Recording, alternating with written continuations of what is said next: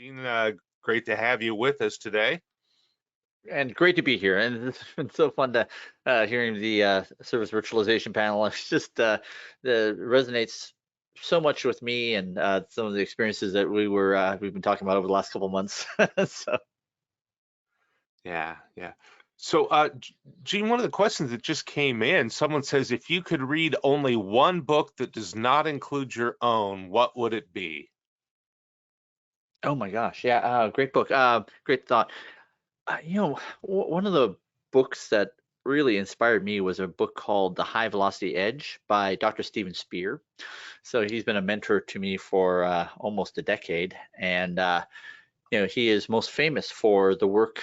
He wrote the most downloaded Harvard Business Review article of all time called "Decoding the DNA of the Toyota Production System," and that was actually based on his doctoral dissertation that he did at the Harvard Business School. And in support of that, he actually worked on the plant floor of a Tier 1 Toyota supplier for 6 months. It's just this incredible, incredible body of work. And in fact, I recently got his PhD dissertation um, and was reading that. Anyway, so the book is about how he extended that work beyond just the high repetition, high frequency work of manufacturing to engine design at Pratt& Whitney, to the building the safety culture at Alcoa, to the design and operations of all the nuclear reactors for the U.S. Navy seagoing fleet, and more. And it's just what we're working on now is a book that will be released next year, kind of really trying to answer why do organizations work the way they do, both in the ideal and not ideal.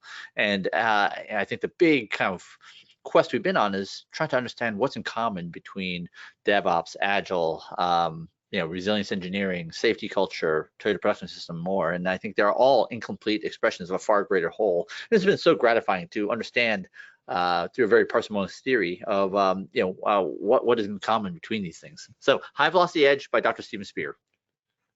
So this book that you mentioned, upcoming, Gene, is this going to be another mythical creature? Is this the Sisyphus project we've all been waiting for? No, I usually alternate between kind of nonfiction books and fiction books. Usually, it's actually the fiction narrative, the business fable that comes first, and then the nonfiction guide. This one, it's actually it's been one of the most intellectually challenging things I've ever worked on, but also most rewarding. Just really trying to understand what is it, all right, that causes the organization to work in the way they do, and so that will come first, and who knows what will come after that. Maybe we'll revisit the Parts Unlimited universe, right? All right. So another question that came in, have you seen an increase in the number of testers who either attend or submit to speak at events like DevOps Enterprise Summit? It's a great event, and I'd love to see more testers in the room.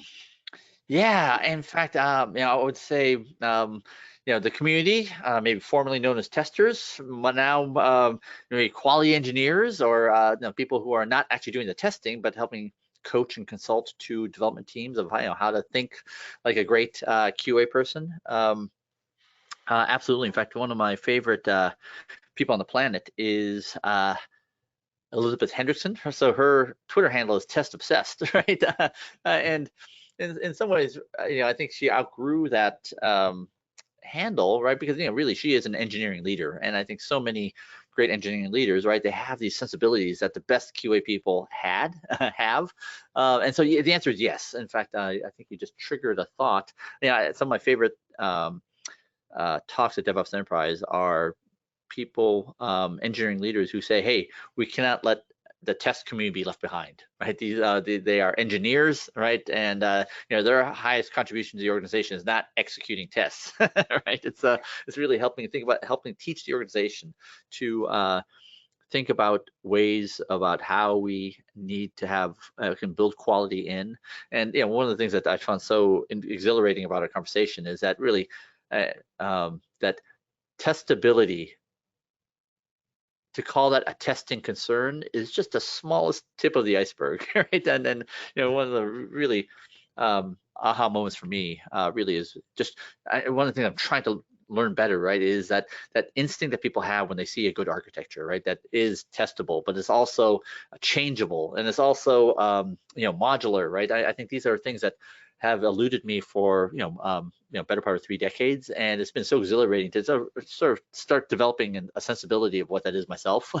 And I still find myself revisiting code I wrote 4 years ago and saying, oh, this is not great. The side effects are not at the edges. Instead, the side effects are, within code paths, right? Which actually make it much more difficult to test. Anyway, so, even code that I would call somewhat recent, I still find, kind of glaring errors in the way I was thinking about how to solve a problem. Does that resonate with you, Arthur?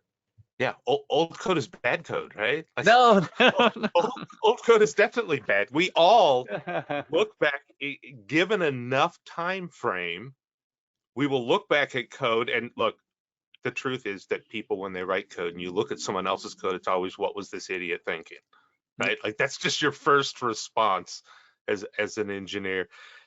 Actually, can I just like respond to that specifically? Yeah, go ahead. Sometimes, right? And then there's other code I wrote, 4 years ago that, when I thought about testing first, I'm like, no, that's old good code, and I want to copy and paste that because that's a good pattern, right? And I think it's when you can think about, how do you test it in a way that is repeatable, that doesn't doesn't change the world around it, or doesn't pull in, side effecting functions into your code, right? That is inherently better code, and whenever I see that, I am grateful and a little bit in awe of myself that, like, like, oh, I was thinking about the problem the right way, versus the one where it's like, oh man, what was I thinking? Yeah, that's what I was going to add on to that, right? That when you learn something fundamental and foundational, new, and then you go back to some code that you wrote 6 months, a year, 5 years ago, then you go, what was I thinking? Yeah, that's right. You look at the code, who was the guy that wrote this piece of junk? Oh, that was me. That's fine. That's right. Okay, I've learned something. That's a great moment, right? Yes. Like, I've learned something, I've progressed. In fact, just to share one more story on that. So we just did DevOps Enterprise Live, our first live event in 3 years, 2 weeks ago. And I was coming up with, I was going through my slides, and I saw this wonderful slide that says, "Dear future Gene, you are probably working on your slides right now. Do not modify these slides. Start over. These are terrible. This has not served you well for the last 2 years. And it was just this wonderful to-do list that has a project into the future. And I love seeing that in code, right? Where you see, like, next time you try to touch this, don't throw it away. Start over. There's nothing fixable here. Yeah, I think it's a very interesting point. There was another question here based on, since you recommended the high velocity and have mentioned it, are there any examples of companies today that are high velocity? Oh, yeah, the high velocity edge right here. Yeah, I think this is one of the key findings in the state of DevOps research, is that somewhere between 10–20% of organizations have these magnificent characteristics of being high performers, which we defined as deploying as of 2019. This is the latest one that I memorized, but certainly the State of DevOps research, which has continued at Google Cloud. They acquired the DevOps research and assessment organization that Jez and Nicole built, have validated this. But yeah, so, somewhere between 10–20% of organizations have these marvelous high-performing characteristics where they're deploying at speed, right, and deploying reliably, and so that's 1 in 10 organizations, order of magnitude. So and in the DevOps enterprise community, we love highlighting these organizations. But let's put a face to the nameless statistics, and like the example of Adidas, right? Is not only are they high performing, but they are carrying some of the most strategically important objectives for the entire organization, right? 50% of revenue coming through a channel that barely existed 5 years ago. So I just I get, as a point of personal pride and joy for me to find these amazing technology leaders elevating the technical practices of their organization to compete and win in the marketplace, to dominate in the marketplace, as Adidas said. Yeah, and I think this dovetails nicely into something that's been kind of weighing on my mind since I started the Unicorn project, right? Like, you talk about 10% of the organizations being high velocity, right? So is this a bell curve? When I look at the organization and the Unicorn project, I'm like, this is, if anything can go wrong, it will. It's if everything can go wrong, what does it look like? Yeah. Is that as typical? Is there a bell curve here? Is this the bottom 10%, or is this like so bad it would never happen, or is it or is it the middle of the curve? Yeah, it's a great question. So I mentioned core versus context from Dr. Geoffrey Moore, and so he's also the person who wrote the Crossing the Chasm book about the adoption curve, right? Right. So innovators, early adopters, early majority, late majority, laggards, and essentially that's a Gaussian distribution, right? And there's also, if you take the integral of it, that is an S curve, right? So like to answer your question, the organization, the story depicted in the Phoenix Project and in the Unicorn Project, same organization, one depicted from the perspective of operations, that's Phoenix Project, and the Unicorn Project was depicted, same scenario depicted by development. And I would say very much one of the things that's always I've marveled at is how many people say it's like you've been hiding in our building. You've just, I just had that meeting, we just had that outage, and to me it says that there's this, profound universality to these problems that just result in these inevitable preordained horrible outcomes. And I think it's when you have these functional specialties, dev, QA, operations, security, all unable to coordinate their activities towards a common purpose, right? And so, in the ideal, right, everyone's integrated, and they have a low coordination cost. They're helping each other achieve a common goal. The Phoenix Project and the Unicorn Project describe when the opposite of that, where everyone's doing their best, right, but at odds, and they're all mad at each other. They have huge coordination costs, right? And I love to paint the spectrum, right? You have in the ideal the organization that fully unleashes the full creativity and problem-solving capabilities of the entire organization. And then you have the opposite, which is organizations that constrain or extinguish entirely the full problem-solving capabilities of the organization. And I think that's most of the world still looks more like the second, not the first. But hopefully, we're heading toward the first, and I'm hoping that the book that I'm working on with Dr. Steven Spear will help kind of define to not just technology leadership, but all leadership. Say, hey, these are the most parsimonious theory of like why organizations work the way they do, and like their responsibility in that. Does that resonate with you? I think so. And I think, it ties me into that. We talked about this briefly yesterday, right? Your watermelon project metaphor from the book, right? Like and for those who aren't familiar, it's a project that it's green on the surface, everything looks good, and on the inside it's bright red. I don't know what the opposite metaphor is. Something that's red on the outside and green on the inside. Is that the dragon fruit? I think maybe.